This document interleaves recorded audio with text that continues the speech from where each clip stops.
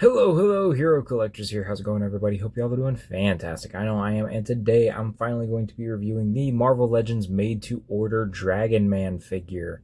I got him at the initial pre-order. I know some not pre-orders, but actual uh, in-stock Dragon Men have been in and out of stock here lately, so there still might be a chance for you to get this guy. But yeah, without further ado, let's get into my review.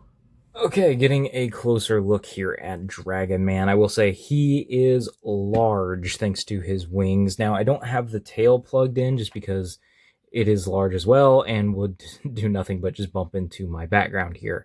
So, very large figure, but very posable and very well painted and sculpted. So, taking a look here at the face first, he's got a lot of paint detail with the black in all the crevices and just giving details to, say, the beak and around the eyes and whatnot. And the eyes are really well painted. It does look a little cross-eyed, but more he's just looking this way rather than straight on. So yeah, it's there. Now he's looking straight at you. But then he's got this nice brow, big veiny cranium, as you can see. It is very large there. Now, it doesn't allow for a lot of clearance going back, even though they did hollow out the head, as you can see. But it's going to keep bumping into the neck and the back there. This is something more for articulation, but since we're just going over details, his mouth does open, and he's got teeth painted.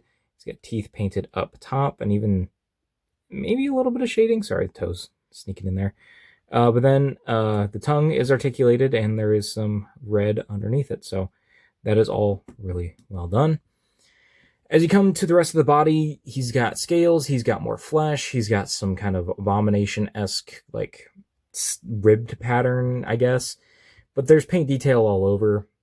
He's got some purple there towards the center and on the scales, darker on the scales. It looks really well done throughout him. I'm just going to let you pour over the details. He's got the red shorts, looking pretty good. Down to the legs, it's more on the side of the legs than all 360. As you can see, it's more plain there. Then there's all the detail there. The feet, I will say, do look a tad ugly just because of the way the joint is engineered. I wish they could have done something to kind of avoid these lines, but in the grand scheme of things, it's not too bad. Now, we'll go over accessories here in a minute, but as you can see on this set of wings, they are painted kind of like a pale orange, but they get paler as you go down the wings. And he's got the spines here, little hooks at the top, as you can see there. Coming around to the back. Still got some paint detail, especially like on the main part of this wing here, on the back. But the rest of the figure doesn't really have a whole lot of paint on the back. But you can see the giant port there for the tail. And I think that's about it in terms of details. So let's go over the accessories. As I get him stood back up here and centered. So on the figure, you can see he's got a set of kind of wide open hands or grip hands. They can grip other figures, but they have a hard time gripping one of the other accessories. I will go over that in just a moment. But he does have a set of fists, which are painted pretty much the same way. They've got the scale detail with the kind of metallic paint to them. Thumbnails there are painted, and the fingernails are painted on the wide open hands. He does have a set of glasses that you can put on him, because when he's in the Future Foundation, he does acquire some intelligence. When he's more standard Dragon Man, he's more Monstrous Brute. So, just kind of gotta wedge him in there. And there. Now he is looking smarter, as all glasses make people do.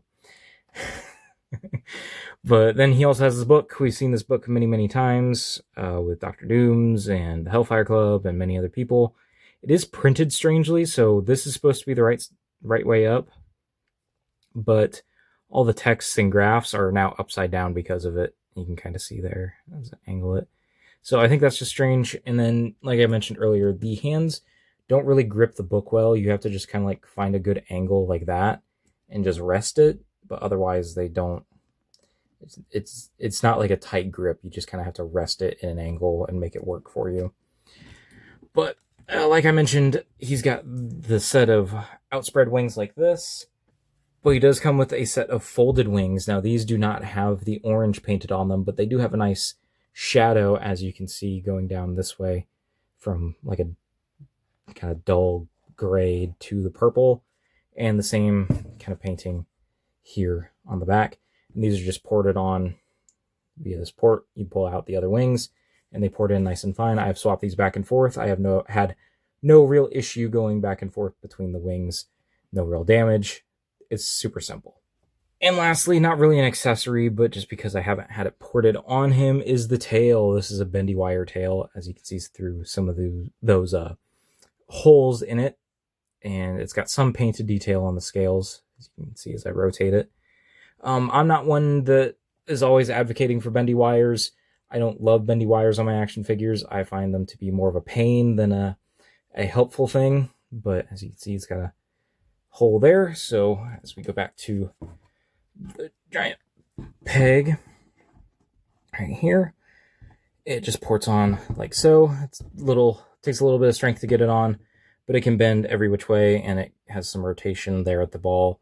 But yeah, I'm not a big fan of bendy wires. I think it's fine here. Like I had no real issues with it when I was using it, but I'm not going to keep it on the figure just because of the fact that it adds, like, the figure already goes out super high, or like super tall and super wide because of the wings. I don't need it to go far back because of the tail too. So for right now, we will take this back off so I can go over articulation, and I'm going to leave it off when I eventually do display him, just for space sakes. But I do think it is a decent bendy wire tail. I have no real issues with it overall. It's just not my preference when coming to choices for action figures and using bendy wire. So since I've been talking about articulation, let's go ahead and get to it. So the head is on a ball and hinge, can look up that high. Like I said, the big head doesn't allow for a lot of movement up. He can look down that far, which is pretty good. I like that. He does get a little bit of pivot, as you can see there. I think that's the benefit of having the hollow head. And then he can get some rotation like so. I already went over the mouth, but yeah, I can hinge open along with the tongue like so. He's got shoulders that go up that high. If you move the wings, can do a full 360. He has butterfly joints. I'm just going to say this now, mini rant. Hasbro, do this on a Hulk figure. I don't care that it breaks up the sculpt. I think it looks fine here. I have no issues with you guys doing this. Do not continue to do the Maximum Hulk rubber overlay. This works just fine. I think it looks just fine. Please do this on a Hulk figure, and it gives us the articulation we want. Look at that. He can do the gamma clap, no problem. So, anywho, mini rant over. He's got butterfly joints. They are really good and sculpted all the way through. He has a bicep swivel and double jointed elbows that are really tough. Like, not tough as in they're going to break. They're just really well detented so they don't just immediately bend. So there's that. All the hands hinge up and down like so.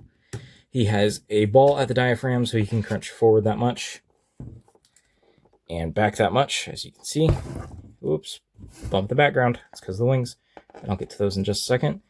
Can rotate there, and of course get some pivoting, as you can see. Let's go ahead and go over the wings.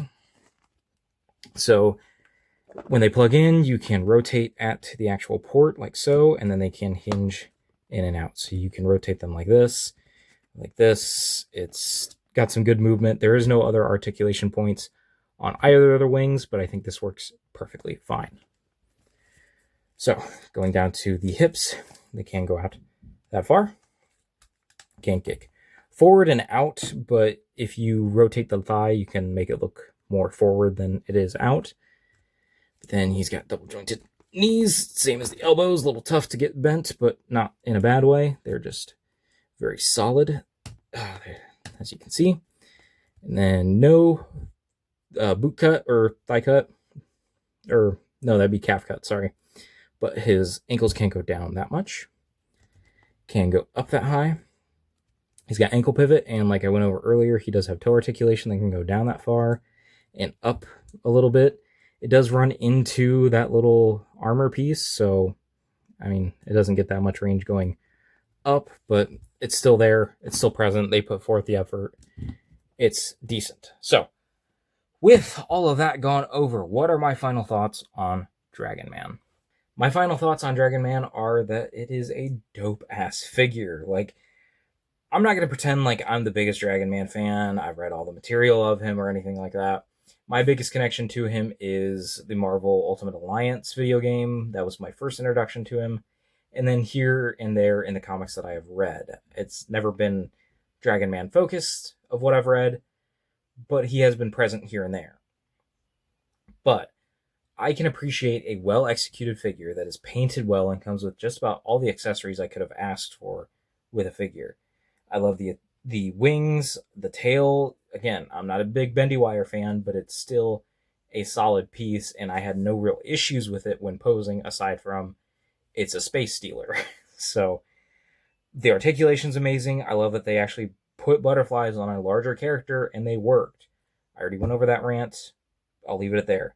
The paintwork, the sculpting, all of it is top tier. I really like the execution of this figure, and there's no real serious complaints from me regarding him other than like the toe pivot or toe articulation looks a little ugly. I know a lot of people wanted the wings to be more consistent in the painting, like how the big wings have the orange, but the small wings or the folded up wings don't. It doesn't bother me that much. If it does bother you, I understand why. Like, I don't want to discount your complaint, but it just, for me personally, it is not a thing that really bugs me regarding this figure.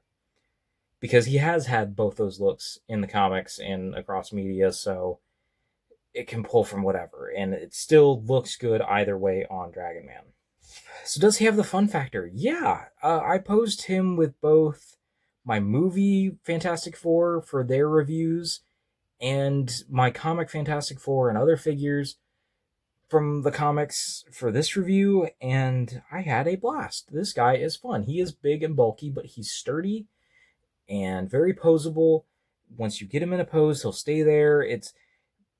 He comes with all the accessories you would want. Like, I have no real serious complaints, and it is a fun figure to handle. So what is my final rating? Honestly, it's really hard for me to say. I want to say a 9.5. It's hard for me to ever say a figure's a 10 because I don't love giving out perfect scores because there's always something that can improve. But this is a pretty damn perfect release. So I'm just going to say a 9.5. He has very, very, very, very high potential to be making my top 10 this year. I need to start putting into consideration who's going to make that list now so that when it comes around, I'm not forgetting anybody. But I think Dragon Man's definitely a solid pick for my top 10 of the year and a solid figure to get. I don't know if he's still available on Hasbro Pulse. He's been going in and out of stock. I know the made to order concept was supposed to be you order it now, you get it later, no, and then you can't order it anymore. But that seems to be kind of up in the air. But as of right now, I'm happy I bought this. Actually, I'm extremely happy I bought it, and I can't wait to see how the Sentinels turn out.